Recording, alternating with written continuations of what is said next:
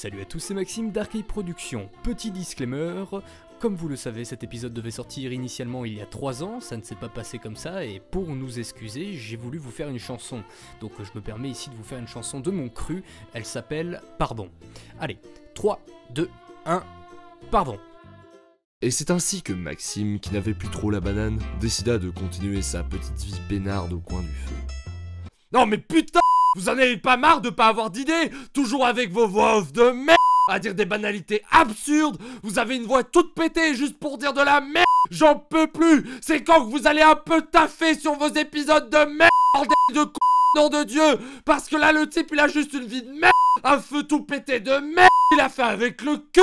Et une vie tellement chiante que même un Bernard l'ermite n'en voudrait pas. Vous voulez une vraie histoire? Parce que sinon moi je me casse. Bah vas-y, fais ton histoire là. Allez, c'est parti. Tout commence dans une banlieue de province en Nouvelle-Zélande. Hein, la Nouvelle-Zélande ça va pas trop être possible niveau budget. Hein. Dans une forêt. Déjà fait. Tout commença au petit déjeuner d'un homme ordinaire appelé Maxime. Un matin, alors qu'il mangeait, un homme tenta de le kidnapper pour attraper... Non mais je t'arrête tout de suite, on a déjà fait le kidnapping, c'est pas la peine de continuer. Si tu pouvais trouver quelque chose d'un peu plus original, ça serait sympa, hein. Les gens ils vont croire qu'on a le même fil scénaristique sur tous les épisodes, ça va pas le faire. Hein. Bon, alors on va parler de fil si tu veux. Bidule Boudli était un petit insecte de fil de fer pas comme les autres. Bidule Boudli se baladait tous les jours un peu partout et volait les caleçons des gens ainsi que les poils de leurs chats. C'était une vie banale pour ce petit insecte, jusqu'au jour où il fut propulsé dans la stratosphère. C'est pour cela que nous ne parlerons pas de son histoire.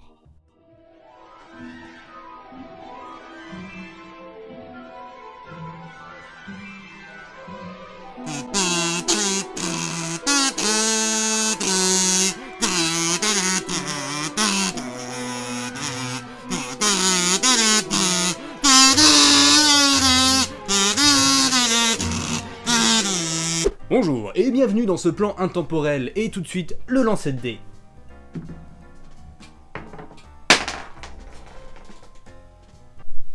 « 26. Bonjour, bonsoir à toi et bienvenue dans ce premier épisode, le vrai, du random, et aujourd'hui nous allons parler de... théâtre. Bien notre cher D30 a décidé que nous parlerons beaucoup d'art durant ces premiers épisodes. Et pour ne pas perdre les bonnes vieilles habitudes, une petite définition s'impose.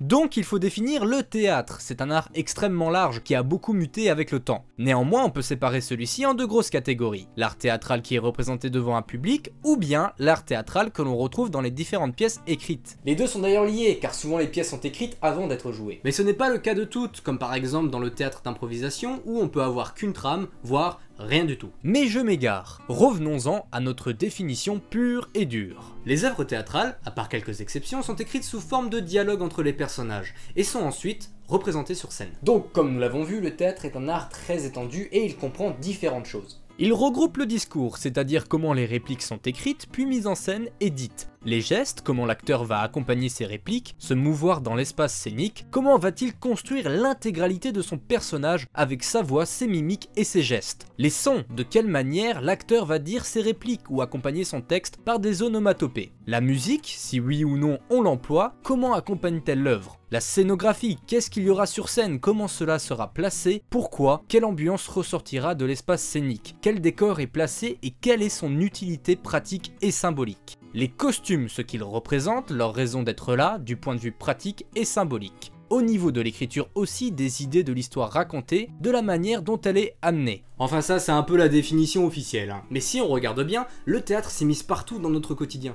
Le quotidien avec Yann Barthès. Je savais que c'était le théâtre et le mensonge du complot Raptor. Mais non, banane! Enfin, assimiler le théâtre à l'illusion n'est pas bête en soi, on va se laisser ça pour la dernière partie, merci. Le théâtre est aussi un art, qui souvent ne se fait pas seul, et ce sont des équipes entières qui, comme pour les films, travaillent sur ces projets. Nous pouvons donc évoquer, après cette définition, les différents métiers du théâtre, pour que vous puissiez avoir une petite idée. Pour cela, on va donc avoir des acteurs ou comédiens dans un premier temps. Ce sont les gens les plus visibles dans le théâtre, car ils incarnent la pièce devant les yeux du spectateur. Il y a ensuite l'auteur, la personne à l'origine du texte, et c'est pas comme si c'était quelqu'un de mineur dans la création théâtrale. Hey Ionesco, va nous chercher le café, et plus vite que ça. Balaye ça aussi. Allez, casse-toi. Il y a ensuite le metteur en scène, qui peut être l'auteur lui-même, mais pour ce qui est des auteurs morts, ça devient un peu difficile à moins de les déterrer. Il y a d'ailleurs un débat autour du fait que le metteur en scène, s'il n'est pas l'auteur, interprète la pièce de celui-ci et lui donne un tout autre sens. Dans Note contre Note, l'UNESCO critique les choix des metteurs en scène de ces pièces. Mettre en scène, c'est apporter une autre ambiance que celle voulue par exemple, car les didascalies sont les indications fournies au lecteur et au metteur en scène pour indiquer les mouvements cruciaux sur scène, les gestes les plus importants à placer, ainsi que les éléments de décor qu'il est très important d'avoir sur le plateau. Avec la didascalie, même si on reçoit quelques informations, on n'a pas tout et parfois certaines pièces n'en comportent même pas. Donc finalement, le metteur en scène interprète la pièce et retranscrit ce qu'il en imagine, faisant donc de lui une sorte de co-auteur. On a parlé de 3 piliers principaux dans les œuvres théâtrales, mais il y a aussi une myriade de petits métiers plus discrets. Il y a par exemple le costumier, les régisseurs qui coordonnent les techniciens et vérifient la présence de tous les accessoires, les techniciens pour le son, la lumière, les machinistes, scénographes pour les décors, maquilleurs, agents, assistants, éclairagistes, chorégraphes. Il y a beaucoup de personnes pour la mise en place d'un projet théâtral et chacune d'entre elles est primordiale. Bon, après cette définition et ces quelques explications, nous pouvons passer à la partie histoire afin de voir l'évolution de cet art. Comme d'hab, pour toutes les origines, faut aller chercher chez les Grecs. Ah, c'est pour ça qu'on dit va te faire voir chez les Grecs. Non. En effet, les origines du théâtre remontent à la Grèce antique. À la base, le théâtre était lié au sacré, car en lien direct avec le culte de Dionysos, dieu de la vigne, du vin et de ses excès, de la folie et la démesure, ainsi que plus tard du théâtre et de la tragédie. Lucien, t'as un problème? Tu veux qu'on se batte là?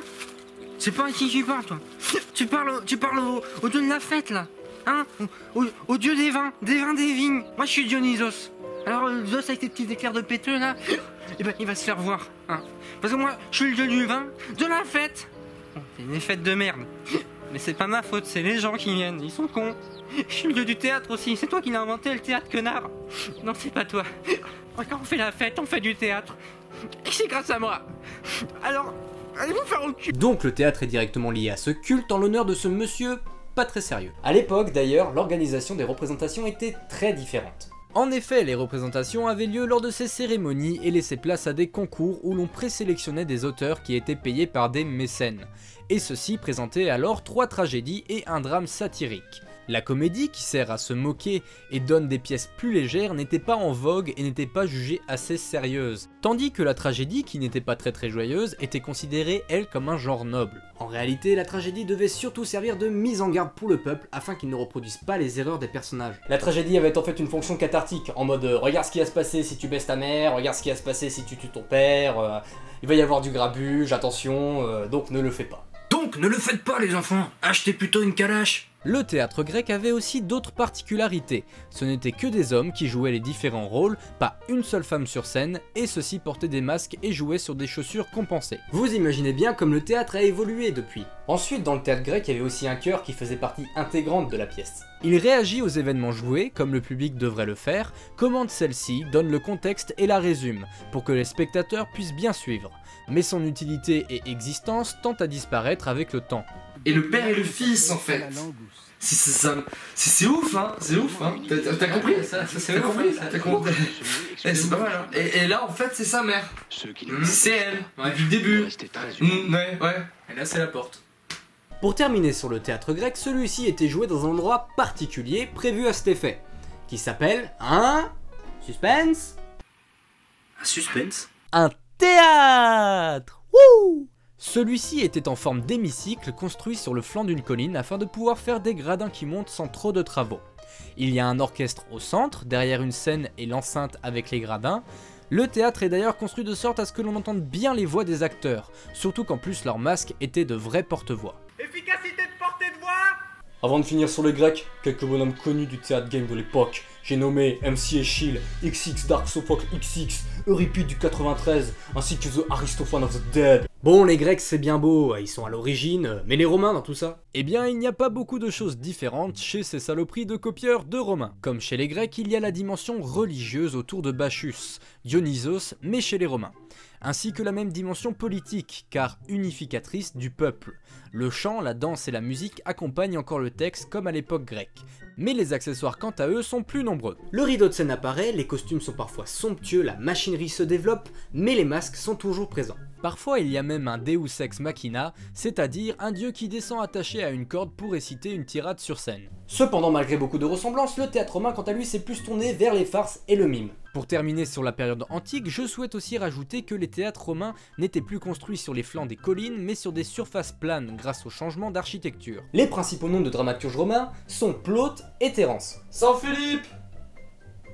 Bon, passons au Moyen-Âge maintenant. Bonjour Saint-Denis! En avant, chevalier! Chez les chrétiens, le théâtre était très mal vu, donc déjà sous l'Empire romain sous influence monothéiste, il y avait des restrictions à ce niveau-là. Mais ce fut encore plus le cas dans la période médiévale. En effet, les acteurs dès la fin de l'Empire étaient excommuniés, c'est-à-dire qu'ils n'avaient plus le droit à la confession chrétienne, n'avaient plus le droit d'être enterrés comme un chrétien, etc. Le théâtre n'était donc plus trop répandu. Néanmoins, au XIIIe siècle, cet art se joue sur les places de villages ou de villes, et également dans les marchés. La plupart du temps, les spectateurs sont des bourgeois qui sont les habitants du bourg. Les seigneurs et leurs cours, quant à eux, préfèrent les spectacles de tournois, de ballets, etc. Deux grands genres sont présents au Moyen-Âge, les mystères Et boule de gomme! merci, et les farces. Les mystères racontaient des épisodes bibliques ou la vie des saints. Et les farces, quant à elles, étaient Oh non, j'ai fait tomber mes clés. Voilà, c'est du burlesque un peu grossier, merci de l'illustration les gars. Au cours des 14e et 15e siècles, les spectacles deviennent ensuite payants. Capitaliste! Suite à cela, le théâtre se joue de plus en plus dans les lieux clos et plus sur la grande place. Peu de décors sont utilisés à l'époque et on se contente parfois d'écriteaux indiquant les lieux, mais les machineries se développent afin de pouvoir créer des effets spéciaux plus élaborés. Mais au milieu du XVIe siècle, les mystères, pourtant genre le plus noble, est interdit par l'église. Pour eux, la propagation de la religion doit être faite par des doctes, les membres du clergé et les écrivains, et non pas par les acteurs qui étaient mal vus car endossant la peau de quelqu'un d'autre. Le théâtre à cette période plonge donc dans l'oubli. Néanmoins, le XVIIe siècle voit s'amorcer un regain d'attrait pour cet art. Le métier de comédien, même s'il est toujours méprisé par l'église et une part de l'opinion publique, fascine de plus en plus. Et les femmes peuvent quant à elles enfin monter sur scène, après plusieurs siècles. Il était temps! Et enfin, bonne nouvelle, en 1630, le théâtre est reconnu comme un art officiel par notre cher Richelieu, cardinal ministre de Louis XIII. Grand fanat de théâtre, Louis XIV agit en mécène et cet art se porte bien grâce à des dramaturges tels que Molière ou Corneille et de nombreuses pièces sont jouées à la cour du roi Soleil. On peut dire que le théâtre rayonne à cette période. Cependant, l'église pas très rigolote voit toujours ça d'un mauvais œil et pense que les acteurs devraient être excommuniés, rien que ça. Surtout à une époque où tout le monde est très pieux. À ce moment-ci, d'ailleurs, dans une période dominée par le classicisme, le théâtre devient très réglé et on le sépare en deux catégories distinctes. La comédie et la tragédie. La tragédie est toujours considérée comme le genre le plus noble, mais Molière, mais dur de main, défendra très bien la comédie. On distingue d'ailleurs dans les deux genres des particularités. Comme dans la tragédie où il y a la règle des 3 unités qui impose que le sujet traité par une pièce ait lieu en 24 heures, se passe dans un seul lieu et soit uni par une cohérence forte. C'est-à-dire qu'on ne raconte pas plusieurs histoires à la fois. Boileau dit d'ailleurs à ce propos: Qu'en un lieu, qu'en un jour, un seul fait accompli, tienne jusqu'à la fin le théâtre rempli. Les sujets concernent la sphère publique, la pièce est en vers et a 5 actes, ni plus ni moins. Elle a également des personnages nobles. Alors que la comédie, peut être en prose, concerne la sphère privée, a des personnages bourgeois et se moque de la société. La fin est bien évidemment heureuse. Néanmoins, les unités de temps, lieu et action sont conservées. Il existe aussi le genre hybride de la tragicomédie. Tout cela est bien entendu entouré par le papier cadeau de la règle de la bienséance, c'est-à-dire rien de choquant sur scène et pas de sang. Les auteurs ayant marqué ce temps et s'étant enracinés dedans sont Racine, Corneille et Molière. Ferme ta gueule, putain. Au XVIIIe, lors du siècle des Lumières, les contraintes sont jugées trop embêtantes et de nombreux auteurs s'en passent, pensant que cela ne permettait pas de faire évoluer l'intrigue. Le théâtre est d'ailleurs vu comme un loisir innocent, mais aussi un moyen de lutter contre l'église, et un moyen pédagogique d'ouvrir les gens à l'esprit critique. Voltaire et Diderot diront que la représentation des vertus et des vices permettent d'éclairer les hommes. Chez Marivaux, les personnages ne répondent plus à des types, mais ce sont des gens qui se questionnent sur eux, sortant ainsi du schéma banal. Chez Beaumarchais, c'est le pouvoir qui est remis en question dans Le mariage de Figaro. Le théâtre connaît donc des mutations à cette période, qui lui permettent de faire passer des messages, c'est même un théâtre pré-révolutionnaire. Donc on voit que le théâtre évolue sans cesse, et va vers sa libération et sa diversification avec le temps. Au 19e siècle, celui-ci connaît une vraie révolution, les romantiques. Non, pas cela. Les romantiques décident de laisser tomber les règles de la bienséance.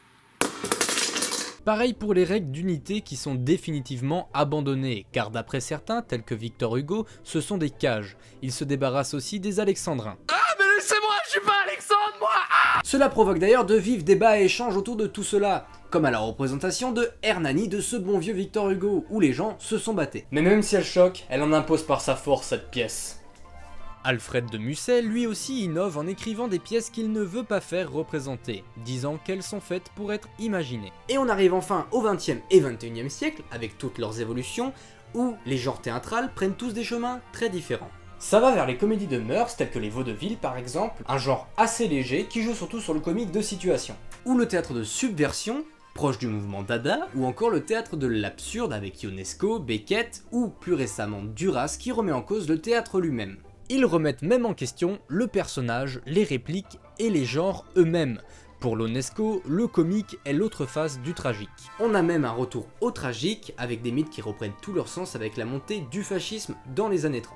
Cocteau, Giraudoux et Anouilh reprennent ces tragédies et les modernisent pour les rendre plus retentissantes. Brecht fait aussi un travail qui permet de développer l'esprit critique et qui reproduit le monde pour permettre sa transformation dans une vision marxiste, ce qui montre bien la dimension didactique du théâtre. De nos jours, le théâtre est toujours dans cette optique de changement et de briser les codes, et on nous offre beaucoup de diversité dans les œuvres proposées. J'aurais pu aussi parler du théâtre étranger tel que le kabuki au Japon, théâtre traditionnel très codifié, mais on ne va pas surcharger cette partie déjà assez longue. Donc aujourd'hui, on est très libre pour créer des œuvres théâtrales, et dans certaines œuvres, on y vient même à questionner sa place et le lien entre fiction et réel. Ce qui nous fait une superbe transition. Après ces parties de définition et histoire, ma foi très longue, on passe à la partie approfondissement. La question qui se pose est, sommes-nous tous des acteurs? En effet, quand on regarde aujourd'hui, j'ai envie de répondre que oui, le théâtre a une place assez prépondérante dans notre vie, que ce soit au quotidien, de manière voulue ou non. Si vous regardez, dans la vie, nous sommes tous des acteurs de notre propre personnage que nous nous sommes créés dans notre société. Par exemple, vous vous comportez pas de la même manière au travail, chez vos amis ou chez vous. Au boulot, vous allez adopter un certain comportement que vous n'aurez pas ailleurs, tout comme vous allez adopter un autre comportement avec vos amis, et ce même si vous voulez être le plus naturel possible. On est finalement un peu tous des acteurs dans nos vies. Le théâtre lui-même, à travers certaines pièces, peut participer à ce brouillage de la frontière réelle-fiction. Quelques œuvres seront faites exprès pour cela, avec certaines où le ou les spectateurs participent à celle-ci. Si vous êtes intéressé par ceci, vous pouvez aller zioter le travail du GK Collective. Celui-ci a d'ailleurs fait quelques pièces de réflexion sur la frontière réelle-fiction au théâtre, avec des pièces pour un spectateur comme Urgence, pièce où celui-ci subit la simulation d'un arrêt cardiaque. Ce genre de pièces qui brouillent cette frontière peuvent d'ailleurs être assez éprouvantes, car nous-mêmes ne savons pas parfois où s'arrête le jeu et la vie. D'ailleurs, si on réfléchit bien, le théâtre est aussi le reflet du spectateur qui permet de prendre conscience de son monde. Si on regarde de manière moins philosophique, le théâtre s'immisce dans plein d'autres endroits. Amis rôlistes, vous faites du théâtre concrètement quand vous jouez un personnage, c'est du théâtre d'improvisation. Dans un jeu de rôle grandeur nature, c'est la même chose, mais à un niveau encore plus poussé. Dans un jeu vidéo où vous devez faire du roleplay, c'est la même chose aussi. Quand vous jouez à certains jeux de société, c'est la même chose. C'est aussi l'art qui est à l'origine de beaucoup d'autres aujourd'hui. C'est l'ancêtre du cinéma par exemple. Le théâtre n'est plus fait sur scène, mais devant des caméras. Le théâtre est aussi à l'origine de tout ce qui est art de la scène, qui sont des versions alternatives de celui-ci. On retrouve par exemple les arts du cirque ou de la rue, où vous jouez un personnage et effectuez des chorégraphies. Il est aussi lié à d'autres arts tels que la danse. Un acteur-danseur se déplace dans l'espace d'une bien meilleure manière que d'autres acteurs, car il a appris à appréhender celui-ci et à interagir avec lui. De la même manière, quelqu'un avec une formation de chanteur articulera mieux et sera plus intelligible. Le théâtre nous montre donc qu'il est un art qui s'immisce un peu partout dans notre quotidien et que celui-ci est très complet et peut s'emboîter avec plein d'autres. Néanmoins, attention, il ne faut pas penser qu'il est hors de portée, ce qu'on vous conseille chez Arkay, c'est d'essayer. Bon, si vous êtes timide, on peut comprendre, mais dites-vous que souvent dans les troupes de théâtre, avant de jouer, on apprend à se connaître, et finalement au sein de celle-ci, on se juge rarement.